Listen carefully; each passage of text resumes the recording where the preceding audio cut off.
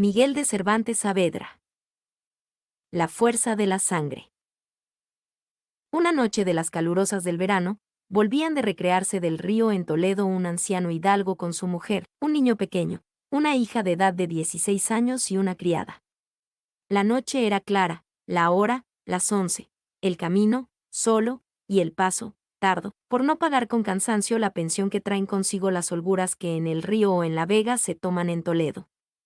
Con la seguridad que promete la mucha justicia y bien inclinada gente de aquella ciudad, venía el buen hidalgo con su honrada familia, lejos de pensar en desastre que sucederles pudiese. Pero, como las más de las desdichas que vienen no se piensan, contra todo su pensamiento, le sucedió una que les turbó la holgura y les dio que llorar muchos años. Hasta 22 tendría un caballero de aquella ciudad a quien la riqueza, la sangre ilustre, la inclinación torcida, la libertad demasiada y las compañías libres, le hacían hacer cosas y tener atrevimientos que desdecían de su calidad y le daban renombre de atrevido. Este caballero, pues, que por ahora, por buenos respectos, encubriendo su nombre, le llamaremos con el de Rodolfo, con otros 4 amigos suyos, todos mozos, todos alegres y todos insolentes, bajaba por la misma cuesta que el hidalgo subía. Encontráronse los 2 escuadrones, el de las ovejas con el de los lobos, y, con deshonesta desenvoltura, Rodolfo y sus camaradas, cubiertos los rostros, miraron los de la madre, y de la hija y de la criada. Alborotóse el viejo y reprochóles y afeóles su atrevimiento. Ellos le respondieron con muecas y burla, y, sin desmandarse a más, pasaron adelante. Pero la mucha hermosura del rostro que había visto Rodolfo, que era el de Leocadia, que así quieren que se llamase la hija del hidalgo, comenzó de tal manera a imprimírsele en la memoria, que le llevó tras sí la voluntad y despertó en él un deseo de gozarla a pesar de todos los inconvenientes que sucederle pudiesen. Y en un instante comunicó su pensamiento con sus camaradas, y en otro instante se resolvieron de volver y robarla, por dar gusto a Rodolfo, que siempre los ricos que dan en liberales hallan quien canonice sus desafueros y califique por buenos sus malos gustos, y así, el nacer el mal propósito, el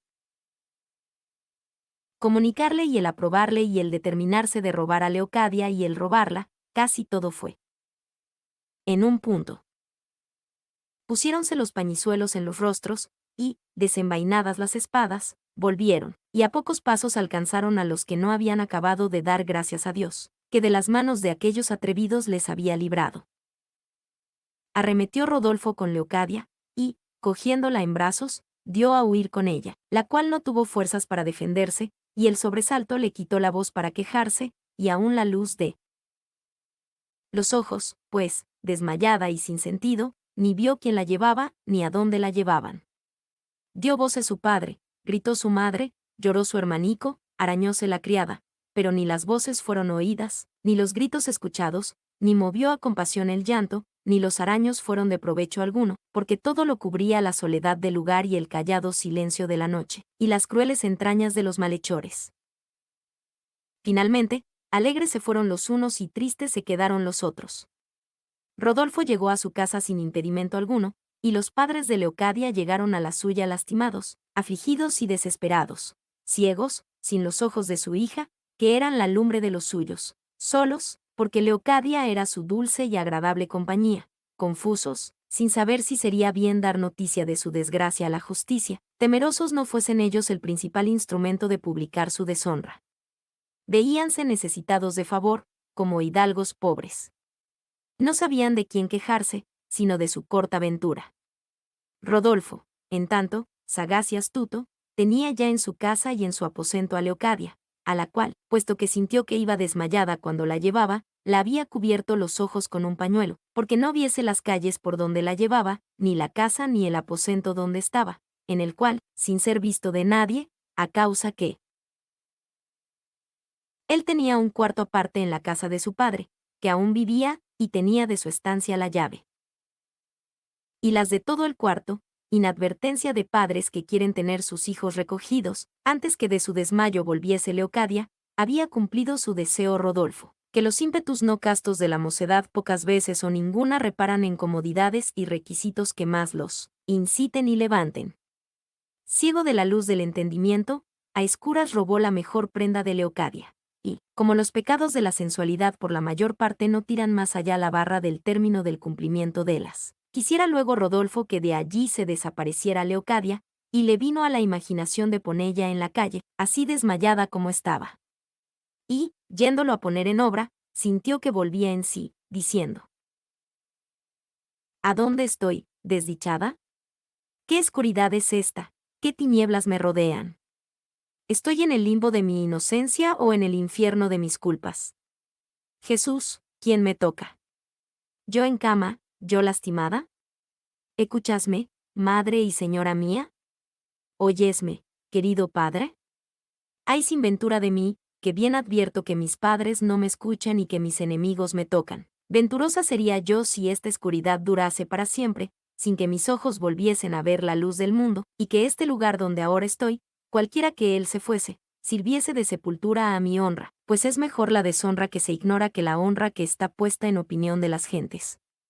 Ya me acuerdo, que nunca yo me acordara, que a poco que venía en la compañía de mis padres. Ya me acuerdo que me saltearon, ya me imagino y veo que no es bien que me vean las gentes.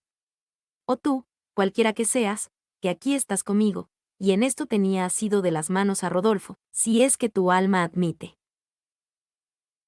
género de ruego alguno, te ruego que, ya que has triunfado de mi fama, triunfes también de mi vida.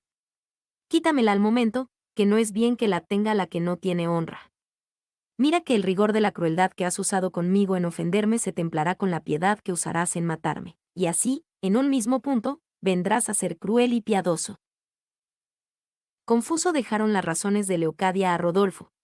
Como mozo poco experimentado, ni sabía qué decir ni qué hacer, cuyo silencio admiraba más a Leocadia, la cual con las manos procuraba desengañarse si era fantasma o sombra la que con ella estaba. Pero, como tocaba cuerpo y se le acordaba de la fuerza que se le había hecho, viniendo con sus padres, caía en la verdad del cuento de su desgracia. Y con este pensamiento tornó a anudar las razones que los muchos sollozos y suspiros habían interrumpido, diciendo: Atrevido mancebo, que de poca edad hacen tus hechos que te juzgue, yo te perdono la ofensa que me has hecho con solo que me prometas y jures que, como la has cubierto con esta oscuridad, la cubrirás con perpetuo silencio sin decirla a nadie. Poca recompensa te pido de tan grande agravio, pero para mí será la mayor que yo sabré pedirte ni tú querrás darme. Advierte en que yo nunca he visto tu rostro, ni quiero vértele, porque, ya que se me acuerde de mi ofensa, no quiero acordarme de mi ofensor ni guardar en la memoria la imagen del autor de mi daño. Entre mí y el cielo pasarán mis quejas, sin querer que las oiga el mundo, el cual no juzga por los sucesos las cosas, sino conforme a él se le asienta en la estimación.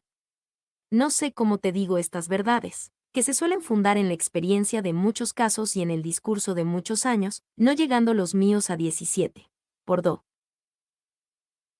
Me doy a entender que el dolor de una misma manera ata y desata la lengua del afligido. Unas veces exagerando su mal, para que se le crean, otras veces no diciéndole, porque no se le remedien. De cualquiera manera, que yo calle o hable, creo que he de moverte a que me creas o que me remedies, pues el no creerme será ignorancia, y el no remediarme, imposible de tener algún alivio. No quiero desesperarme, porque te costará poco el dármele, y es este. Mira, no aguardes ni confíes que el discurso del tiempo tempe la justa saña que contra ti tengo, ni quieras amontonar los agravios, mientras menos me gozares, y habiéndome ya gozado, menos se encenderán tus malos deseos. Haz cuenta que me ofendiste por accidente, sin dar lugar a ningún buen discurso. Yo la haré de que no nací en el mundo, o que si nací, fue para ser desdichada. Ponme luego en la calle, o a lo menos junto a la iglesia mayor, porque desde allí bien sabré volverme a mi casa. Pero también has de jurar de no seguirme, ni saberla, ni preguntarme el nombre de mis padres, ni el mío, ni de mis parientes, que, a ser tan ricos como nobles, no fueran en mí tan desdichados. Respóndeme a esto, y si temes que te pueda conocer en la habla, hágote saber que, fuera de mi padre y de mi confesor, no he hablado con hombre alguno en mi vida, y a pocos he oído hablar con tanta comunicación que pueda distinguirles por el sonido de la habla. La respuesta que dio Rodolfo a las discretas razones de la lastimada Leocadia no fue otra que abrazarla, dando muestras que quería volver a confirmar en él su gusto y en ella su deshonra. Lo cual visto por Leocadia, con más fuerzas de las que su tierna edad prometían, se defendió con los pies, con las manos, con los dientes y con la lengua, diciéndole: «Haz cuenta, traidor y desalmado hombre, quienquiera que seas, que los despojos que de mí has llevado son los que pudiste tomar de un tronco o de una columna sin sentido, cuyo vencimiento y triunfo ha de redundar en tu infamia y menosprecio. Pero el que ahora pretendes no le has de alcanzar sino con mi muerte. Desmayada me pisaste y aniquilaste, mas, ahora que tengo bríos, antes podrás matarme que vencerme, que si ahora, despierta, sin resistencia concediese con tu abominable gusto, podrías imaginar que mi desmayo fue fingido cuando te atreviste a destruirme». Finalmente, tan gallarda y porfiadamente se resistió Leocadia, que las fuerzas y los deseos de Rodolfo se enflaquecieron, y, como la insolencia que con Leocadia había usado no tuvo otro principio que de un ímpetu lascivo, del cual nunca nace el verdadero amor, que permanece, en lugar del ímpetu, que se pasa, queda, si no el arrepentimiento, a lo menos una tibia voluntad de segundalle. Frío, pues, y cansado Rodolfo, sin hablar palabra alguna, dejó a Leocadia en su cama y en su casa, y, cerrando el aposento, se fue a buscar a sus camaradas para aconsejarse con ellos de lo que hacer debía. Sintió Leocadia que quedaba sola y encerrada, y, levantándose del lecho, anduvo todo el aposento, tentando las paredes con las manos, por ver si hallaba puerta por do irse o ventana por do arrojarse. Halló la puerta, pero bien cerrada, y topó una ventana que pudo abrir, por donde entró el resplandor de la luna, tan claro, que pudo distinguir Leocadia las colores de unos damascos que el aposento adornaban. Vio que era dorada la cama, y tan ricamente compuesta que más parecía lecho de príncipe que de algún particular caballero.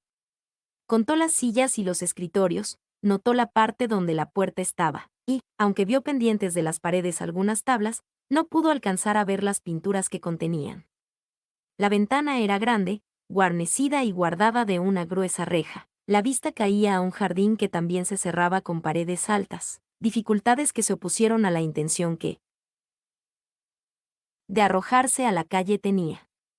Todo lo que vio y notó de la capacidad y ricos adornos de aquella estancia le dio a entender que el dueño de ella debía de ser hombre principal y rico, y no como quiera, sino aventajadamente. En un escritorio, que estaba junto a la ventana, vio un crucifijo pequeño, todo de plata, el cual tomó y se le puso en la manga de la ropa, no por devoción ni por hurto, sino llevada de un discreto designio suyo. Hecho esto, cerró la ventana como antes estaba y volvióse al lecho, esperando que fin tendría el mal principio de su suceso. No habría pasado, a su parecer, media hora, cuando sintió abrir la puerta del aposento y que a ella se llegó una persona, y, sin hablarle palabra, con un pañuelo le vendó los ojos, y tomándola del brazo la sacó fuera de la estancia, y sintió que volvía a cerrar la puerta. Esta persona era Rodolfo, el cual, aunque había ido a buscar a sus camaradas, no quiso hallarlas, pareciéndole que no le estaba bien hacer testigos de lo que con aquella doncella había pasado. Antes, se resolvió en decirles que, arrepentido del mal hecho y movido de sus lágrimas, la había dejado en la mitad del camino. Con este acuerdo volvió tan presto a poner a Leocadia junto a la iglesia mayor, como ella se lo había pedido, antes que amaneciese y el día le estorbase de chaya, y le forzase a tenerla en su aposento hasta la noche venidera, en el cual espacio de tiempo ni él quería volver a usar de sus fuerzas ni dar ocasión a ser conocido. Llevóla, pues, hasta la plaza que llaman de ayuntamiento, y allí, en voz trocada y en lengua medio portuguesa y castellana, le dijo que seguramente podía irse a su casa, porque de nadie sería seguida. Antes que ella tuviese lugar de quitarse el pañuelo, ya él se había puesto en parte donde no pudiese ser visto. Quedó sola Leocadia, quitóse la venda, reconoció el lugar donde la dejaron. Miró a todas partes, no vio a persona, pero, sospechosa que desde lejos la siguiesen, a cada paso se detenía, dándolos hacia su casa, que no muy lejos de allí estaba.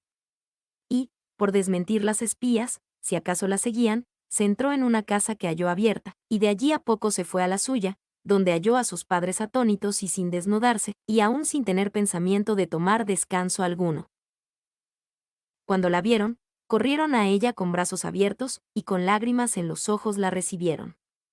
Leocadia, llena de sobresalto y alboroto, hizo a sus padres que se tirasen con ella aparte, como lo hicieron, y allí, en breves palabras, les dio cuenta de todo su desastrado suceso, con todas las circunstancias de él y de la ninguna noticia que traía del salteador y robador de su honra.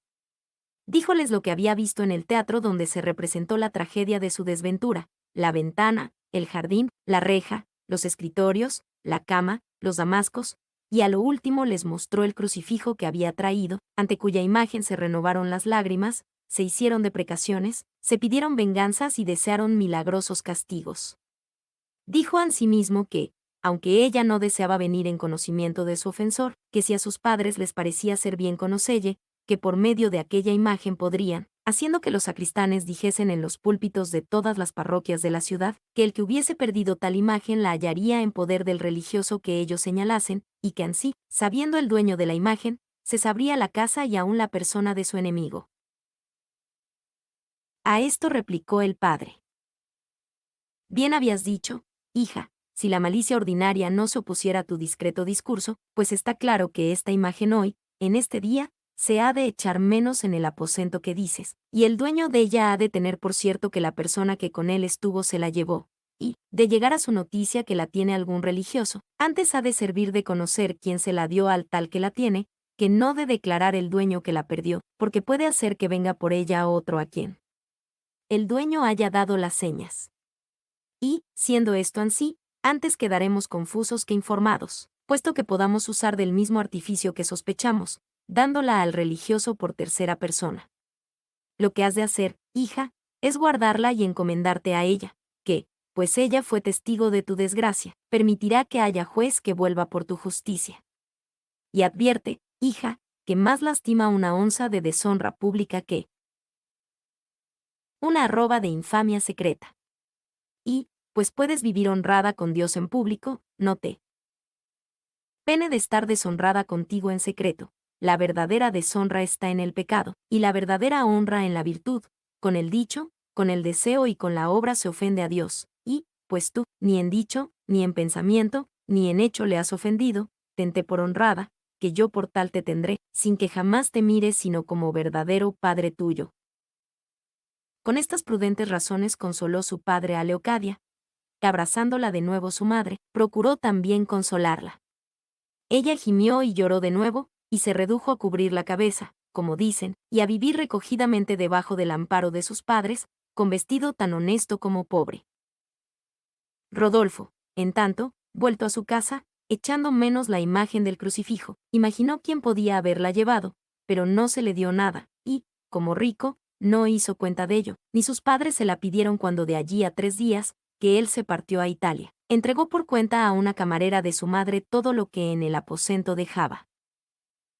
Muchos días sabía que tenía Rodolfo determinado de pasar a Italia, y su padre, que había estado en ella, se lo persuadía, diciéndole que no eran caballeros los que solamente lo eran en su patria, que era menester serlo también en las ajenas.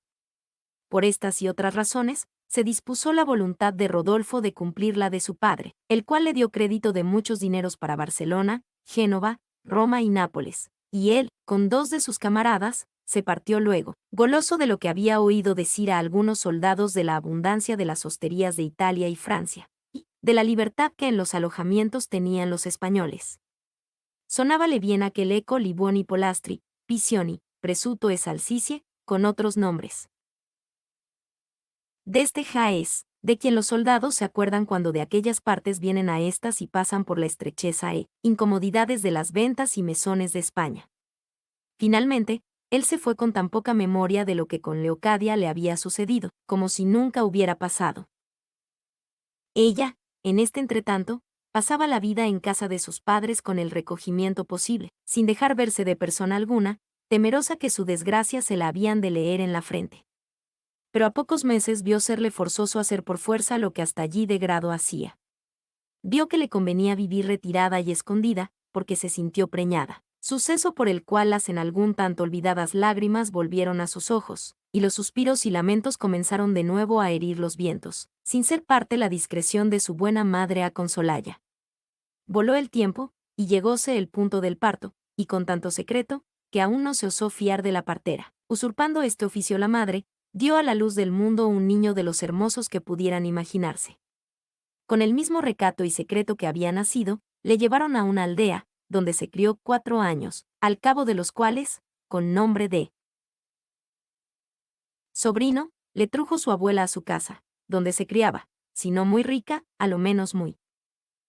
virtuosamente. Era el niño, a quien pusieron nombre Luis, por llamarse así su abuelo, de rostro hermoso, de condición mansa, de ingenio agudo, y, en todas las acciones que en aquella edad tierna podía hacer, daba señales de ser de algún noble padre engendrado, y de tal manera su gracia, belleza y discreción enamoraron a sus abuelos, que vinieron a tener por dicha la desdicha de su hija por haberles dado tal nieto.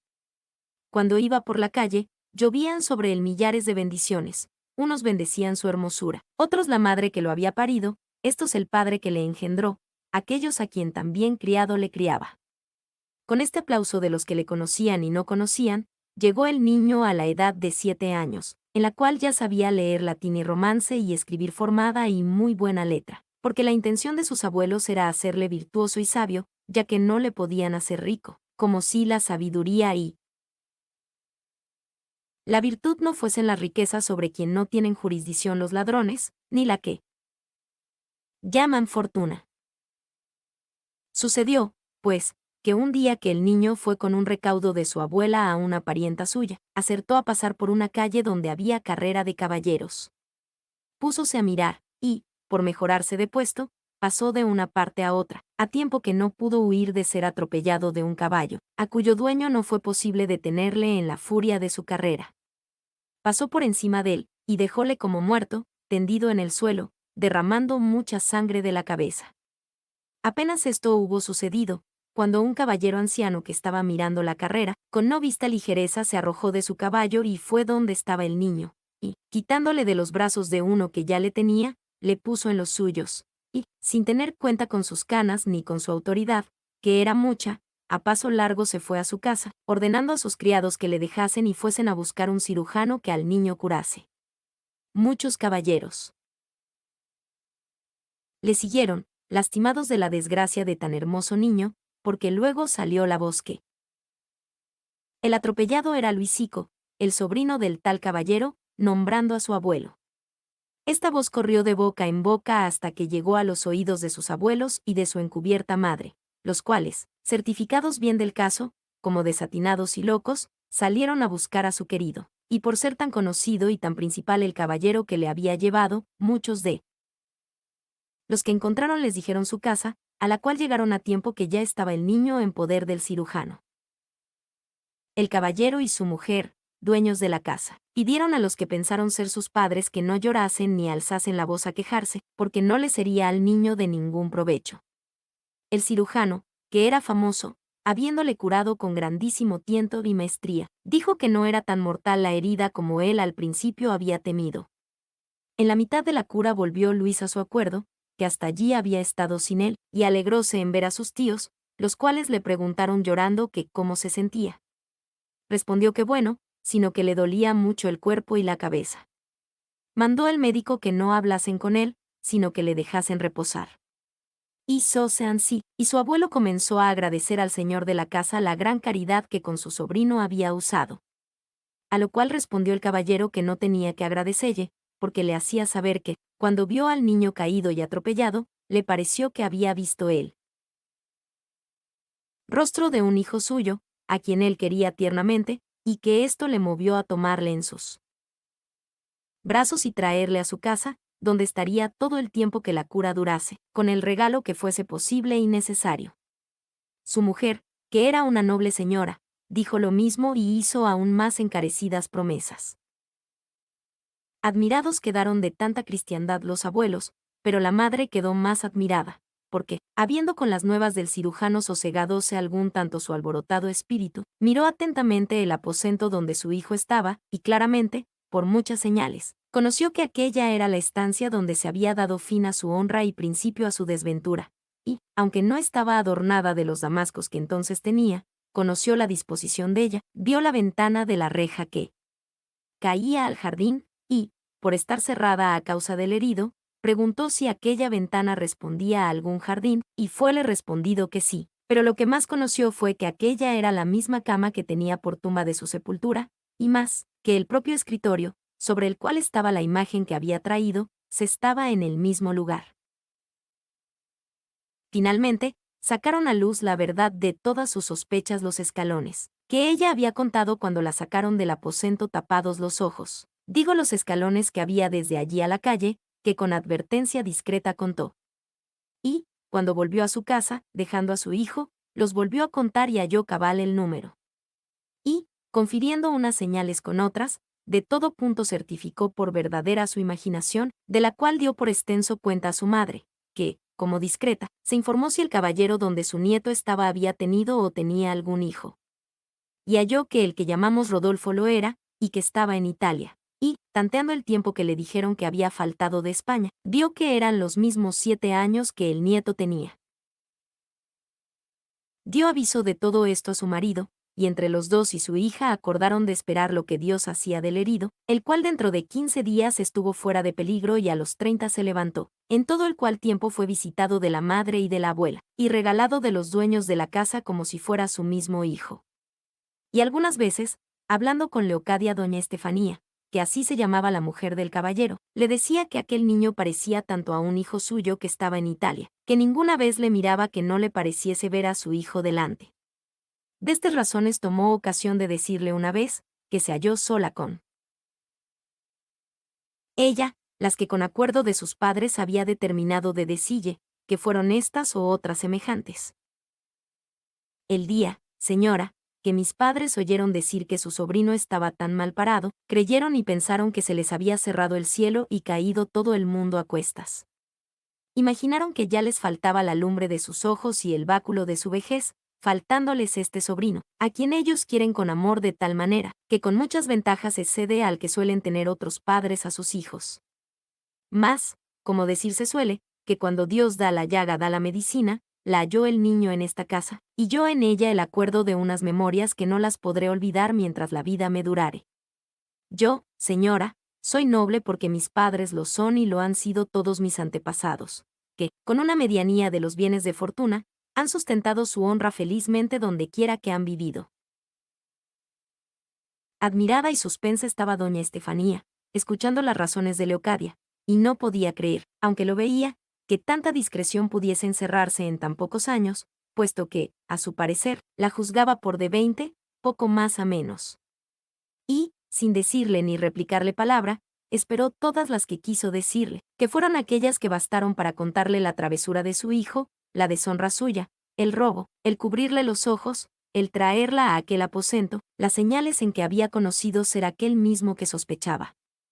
Para cuya confirmación sacó del pecho la imagen del crucifijo que había llevado, a quien dijo: Tú, Señor, que fuiste testigo de la fuerza que se me hizo, sé juez de la enmienda que se me debe hacer. De encima de aquel escritorio te llevé con propósito de acordarte siempre mi agravio, no para pedirte venganza de él, que no la pretendo, sino para rogarte me dieses algún consuelo con que llevar en paciencia mi desgracia. Este niño, señora, con quien habéis mostrado el extremo de vuestra caridad, es vuestro verdadero nieto. Permisión fue del cielo el haberle atropellado, para que, trayéndole a vuestra casa, hallase yo en ella, como espero que he de hallar, si no el remedio que mejor convenga, y cuando no con mi desventura, a lo menos el medio con que pueda sobrellevalla. Diciendo esto, abrazada con el crucifijo, cayó desmayada en los brazos de Estefanía, la cual, en fin, como mujer y noble, en quien la compasión y misericordia suele ser tan natural como la crueldad en el hombre, apenas vio el desmayo de Leocadia, cuando juntó su rostro con el suyo, derramando sobre él tantas lágrimas que no fue menester esparcirle otra agua encima para que Leocadia en sí volviese. Estando las dos de esta manera, acertó a entrar el caballero marido de Estefanía, que traía a Luisico de la mano, y, viendo el llanto de Estefanía y el desmayo de Leocadia, preguntó a gran priesa le dijesen la causa de do procedía. El niño abrazaba a su madre por su prima y a su abuela por su bienhechora, y asimismo preguntaba por qué lloraban. Grandes cosas, señor, hay que deciros, respondió Estefanía a su marido, cuyo remate se acabará con deciros que hagáis cuenta que esta desmayada es hija vuestra y este niño vuestro nieto. Esta verdad que os digo me ha dicho esta niña, y la ha confirmado y confirma el rostro de este niño, en el cual entrambos habemos visto el de nuestro hijo. si más no os declaráis, señora, yo no os entiendo, replicó el caballero. En esto volvió en sí Leocadia, y, abrazada del crucifijo, parecía estar convertida en un mar de llanto. Todo lo cual tenía puesto en gran confusión al caballero, de la cual salió contándole su mujer todo aquello que Leocadia le había contado, y él lo creyó, por divina permisión del cielo, como si con muchos y verdaderos testigos se lo hubieran probado. Consoló y abrazó a Leocadia, besó a su nieto, y aquel mismo día despacharon un correo a Nápoles, avisando a su hijo se viniese luego, porque le tenían concertado casamiento con una mujer hermosa sobremanera y tal cual para él convenía. No consintieron que Leocadia ni su hijo volviesen más a la casa de sus padres, los cuales, contentísimos del buen suceso de su hija, daban sin cesar infinitas gracias a Dios por ello. Llegó el correo a Nápoles, y Rodolfo, con la golosina de gozar tan hermosa mujer como su padre le significaba, de allí a 2 días que recibió la carta, ofreciéndosele ocasión de 4 galeras que estaban a punto de venir a España, se embarcó en ellas con sus 2 camaradas, que aún no le habían dejado, y con próspero suceso en 12 días llegó a Barcelona, y de allí, por la posta, en otros 7 se puso en Toledo y entró en casa de su padre, tan galán y tan bizarro, que los extremos de la gala y de la bizarría estaban en él todos juntos. Alegráronse sus padres con la salud y bienvenida de su hijo. Suspendióse Leocadia, que de parte escondida le miraba, por no salir de la traza y orden que doña Estefanía le había dado. Las camaradas de Rodolfo quisieran irse a sus casas luego, pero no lo consintió Estefanía por haberlos menester para su designio. Estaba cerca la noche cuando Rodolfo llegó, y en tanto que se aderezaba la cena, Estefanía llamó aparte las camaradas de su hijo, creyendo, sin duda alguna, que ellos debían de ser los 2 de los 3 que Leocadia había dicho que iban con Rodolfo la noche que la robaron, y con grandes ruegos les pidió le dijesen si se acordaban que su hijo había robado a una mujer tal noche, tanto años había, porque el saber la verdad de esto importaba la honra y el sosiego de todos sus parientes. Y con tales y tantos encarecimientos se lo supo rogar, y de tal manera les asegurar que de descubrir este robo no les podía suceder daño alguno, que ellos tuvieron por bien de confesar ser verdad que una noche de verano, yendo ellos 2 y otro amigo con Rodolfo, robaron en la misma que ella señalaba a una muchacha, y que Rodolfo se había venido con ella, mientras ellos detenían a la gente de su familia, que con voces la querían defender, y que otro día les había dicho Rodolfo que la había llevado a su casa, y solo esto era lo que podían responder a lo que les preguntaban. La confesión de estos 2 fue echar la llave a todas las dudas que en tal caso le podían ofrecer, y así, determinó de llevar al cabo su buen pensamiento, que fue este. Poco antes que se sentasen a cenar, se entró en un aposento a solas su madre con Rodolfo, y poniéndole un retrato en las manos, le dijo: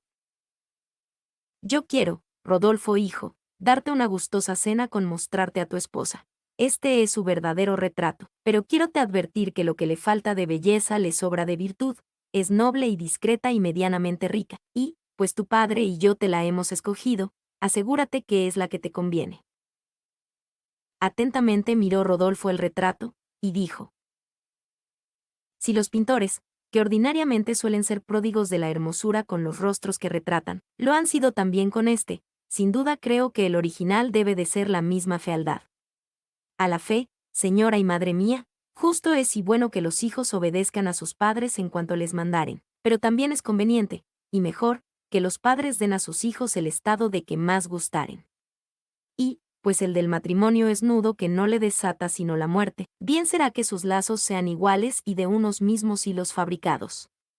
La virtud, la nobleza, la discreción y los bienes de la fortuna bien pueden alegrar el entendimiento de aquel a quien le cupieron en suerte con su esposa, pero que la fealdad de ella alegre los ojos del esposo, paréceme imposible. Mozo soy, pero bien se me entiende que se compadece con el sacramento del matrimonio el justo y debido deleite que los casados gozan, y que si él falta, cojea el matrimonio y desdice de su segunda intención. Pues pensar que un rostro feo, que se ha de tener a todas horas delante de los ojos, en la sala, en la mesa y en la cama, pueda deleitar, otra vez digo que lo tengo por casi imposible. Por vida de vuesa merced, madre mía, que me dé compañera que me entretenga y no enfade, porque, sin torcer a una o a otra parte, igualmente y por camino derecho llevemos ambos a dos el yugo donde el cielo nos pusiere. Si esta señora es noble, discreta y rica, como vuesa merced dice, no le faltará esposo que sea de diferente humor que el mío. Unos hay que buscan nobleza, otros discreción, otros dineros y otros hermosura, y yo soy de estos últimos. Porque la nobleza, gracias al cielo y a mis pasados y a mis padres, que me la dejaron por herencia, discreción, como una mujer no sea necia, tonta o boba, bástale que ni por aguda despunte ni por boba no aproveche. De las riquezas, también las de mis padres me hacen no estar temeroso de venir a ser pobre. La hermosura busco, la belleza quiero, no. Con otra dote que con la de la honestidad y buenas costumbres, que si esto trae mi esposa. Yo serviré a Dios con gusto y daré buena vejez a mis padres. Contentísima quedó su madre de las razones de Rodolfo, por haber conocido por ellas que iba saliendo bien con su designio. Respondióle que ella procuraría casarle conforme su deseo, que no tuviese pena alguna, que era fácil deshacerse los conciertos que de casarle con aquella señora estaban hechos. Agradecióselo Rodolfo, y, por ser llegada la hora de cenar, se fueron a la mesa. Y, habiéndose ya sentado a ella el padre y la madre, Rodolfo y sus dos camaradas, dijo doña Estefanía al descuido: Pecadora de mí, y qué bien que trato a mi huéspeda. Andad vos, dijo a un criado, decida la señora doña Leocadia que, sin entrar en cuentas con su mucha honestidad, nos venga a honrar esta mesa, que los que a ella están todos son mis hijos y sus servidores. Todo esto era traza suya, y de todo lo que había de hacer estaba avisada y advertida Leocadia. Poco tardó en salir Leocadia y dar de sí la improvisa y más hermosa muestra que pudo dar jamás compuesta y natural hermosura. Venía vestida, por ser invierno, de una saya entera de terciopelo negro, llovida de botones de oro y perlas, cintura y collar de diamantes. Sus mismos cabellos, que eran luengos y no demasiadamente rubios, le servían de adorno y tocas, cuya invención de lazos y rizos y vislumbres de diamantes que con ellas se entretejían, turbaban la luz de los ojos que los miraban. Era Leocadia de gentil disposición y brío, traía de la mano a su hijo, y delante de ella venían dos doncellas, alumbrándola con dos velas de cera en dos candeleros de plata. Levantáronse todos a hacer la reverencia, como si fuera alguna cosa del cielo que allí milagrosamente se había aparecido. Ninguno de los que allí estaban embebecidos mirándola parece que, de atónitos, no acertaron a decirle palabra. Leocadia, con airosa gracia y discreta crianza, se humilló a todos, y, tomándola de la mano Estefanía la sentó junto a sí, frontero de Rodolfo. Al niño sentaron junto a su abuelo. Rodolfo, que desde más cerca miraba la incomparable belleza de Leocadia, decía entre sí: si la mitad de esta hermosura tuviera la que mi madre me tiene escogida por esposa, tuviérame yo por el más dichoso hombre del mundo. Válame Dios. ¿Qué es esto que veo? ¿Es por ventura algún ángel humano el que estoy mirando? Y en esto, se le iba entrando por los ojos a tomar posesión de su alma la hermosa imagen de Leocadia, la cual, en tanto que la cena venía, viendo también tan cerca de sí al que ya quería más que a la luz de los ojos, con que alguna vez a hurto le miraba, comenzó a revolver en su imaginación lo que con Rodolfo había pasado. Comenzaron a enflaquecerse en su alma las esperanzas que de ser su esposo su madre le había dado, temiendo que a la cortedad de su ventura habían de corresponder las promesas de su madre. Consideraba cuán cerca estaba de ser dichosa o sin dicha para siempre. Y fue la consideración tan intensa y los pensamientos tan revueltos, que le apretaron el corazón de manera que comenzó a sudar y a perderse de color en un punto. Sobreviniéndole un desmayo que le forzó a reclinar la cabeza en los brazos de doña Estefanía, que, como ansí la vio, con turbación la recibió en ellos. Sobresaltáronse todos, y, dejando la mesa, acudieron a remediarla. Pero el que dio más muestras de sentirlo fue Rodolfo, pues por llegar presto a ella tropezó y cayó 2 veces. Ni por desabrocharla ni echarla agua en el rostro volvía en sí, antes, el levantado pecho y el pulso, que no se le hallaban, iban dando precisas señales de su muerte, y las criadas y criados de casa, como menos considerados, dieron voces y la publicaron por muerta. Estas amargas nuevas llegaron a los oídos de los padres de Leocadia, que para más gustosa ocasión los tenía doña Estefanía escondidos. los cuales, con el cura de la parroquia, que ansimismo con ellos estaba, rompiendo el orden de Estefanía, salieron a la sala. Llegó el cura presto, por ver si por algunas señales daba indicios de arrepentirse de sus pecados, para absolverla de las, y donde pensó hallar un desmayado halló dos, porque ya estaba Rodolfo, puesto el rostro sobre el pecho de Leocadia. Dióle su madre lugar que a ella llegase, como a cosa que había de ser suya, pero, cuando vio que también estaba sin sentido, estuvo a pique de perder el suyo, y le perdiera si no viera que Rodolfo tornaba en sí, como volvió, corrido de que le hubiesen visto hacer tan extremados extremos. Pero su madre, casi como adivina de lo que su hijo sentía, le dijo: No te corras, hijo, de los extremos que has hecho, sino córrete de los que no hicieres cuando sepas lo que no quiero tenerte más encubierto, puesto que pensaba dejarlo hasta más alegre coyuntura. Has de saber, hijo de mi alma, que esta desmayada que en los brazos tengo es tu verdadera esposa. Llamo verdadera porque yo y tu padre te la teníamos escogida, que la del retrato es falsa. Cuando esto oyó Rodolfo, llevado de su amoroso y encendido deseo, y quitándole el nombre de esposo todos los estorbos que la honestidad y decencia del lugar le podían poner, se abalanzó al rostro de Leocadia, y, juntando su boca con la de ella, estaba como esperando que se le saliese el alma para darle acogida en la suya. Pero, cuando más las lágrimas de todos por lástima crecían, y por dolor las voces se aumentaban, y los cabellos y barbas de la madre y padre de Leocadia arrancados venían a menos, y los gritos de su hijo penetraban los cielos, volvió en sí Leocadia, y con su vuelta volvió la alegría y el contento que de los pechos de los circunstantes se había ausentado. Hallóse Leocadia entre los brazos de Rodolfo, y quisiera con honesta fuerza desasirse de las, pero él le dijo: No, señora, no ha de ser ansí. No es bien que punéis por apartaros de los brazos de aquel que os tiene en el alma. A esta razón acabó de todo en todo de cobrar Leocadia sus sentidos, y acabó doña Estefanía de no llevar más adelante su determinación primera, diciendo al cura que luego desposase a su hijo con Leocadia. Él lo hizo ansí, que por haber sucedido este caso en tiempo cuando consola la voluntad de los contrayentes, sin las diligencias y prevenciones justas y santas que ahora se usan, quedaba hecho el matrimonio, no hubo dificultad que impidiese el desposorio.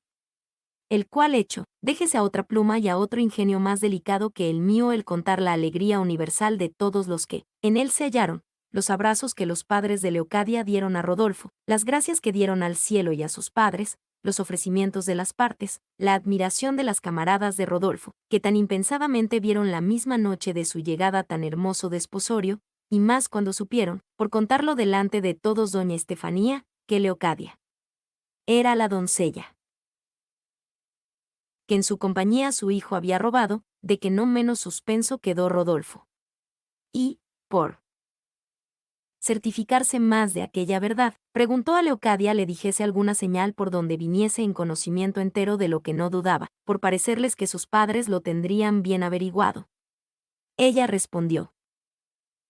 Cuando yo recordé y volví en mí de otro desmayo, me hallé, Señor, en vuestros brazos sin honra, pero yo lo doy por bien empleado, pues, al volver del que ahora he tenido, ansimismo me hallé en los brazos de entonces, pero honrada. Y si esta señal no basta, baste la de una imagen de un crucifijo que nadie os la pudo hurtar sino yo, si es que por la mañana le echastes menos y si es el mismo que tiene mi señora. Vos lo sois de mi alma, y lo seréis los años que Dios ordenare, bien mío.